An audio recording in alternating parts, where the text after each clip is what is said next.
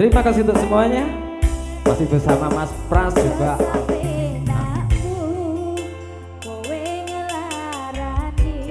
Ojo sakampangmu kowe ngobrol janji nanging nyatane tresnomu kuwi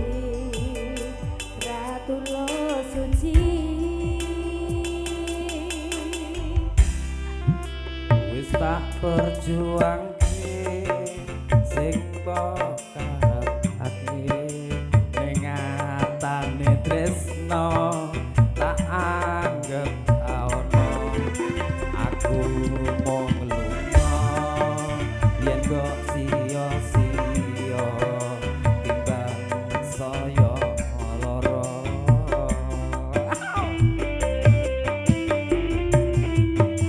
ati iki dudu saka besi sing ra iso saben dina balerani keloro-loro ning jero dodo nambah perih ning ati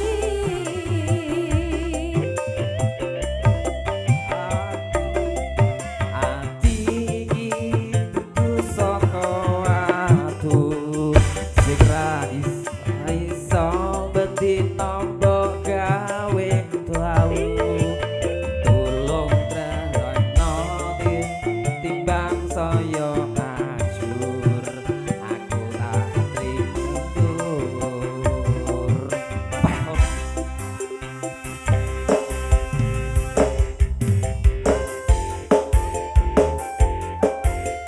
iki sak segede bilang nyanyi iki bagus.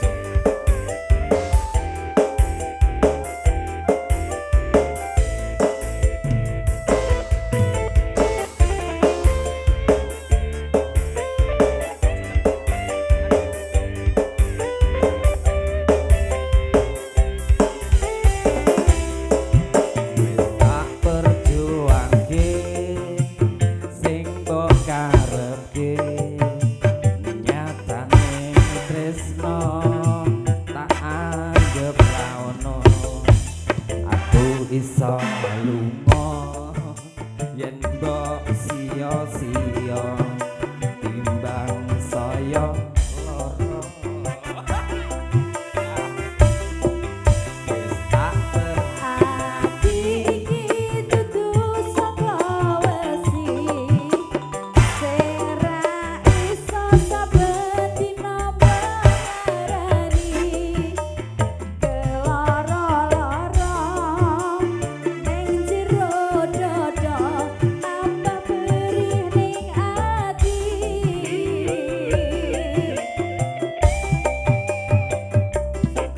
ati dudu watu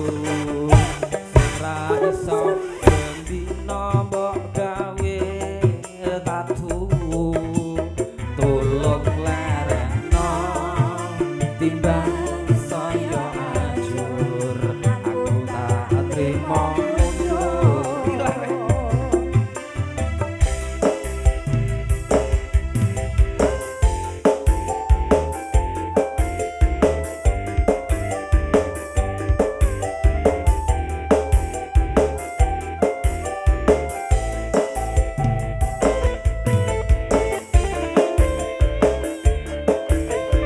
ini mesti welek dah ora wani munggah asli apa itu wis tak perjuangke sing mbok karepke ning nyatane tresno tok anggap ra ono aku iso lunga yen mbok sia-sia timbang saya lara aku sampean ya oh iya ati iki dudu saka wesi sing ra iso saben dina balerani keloro-loro ning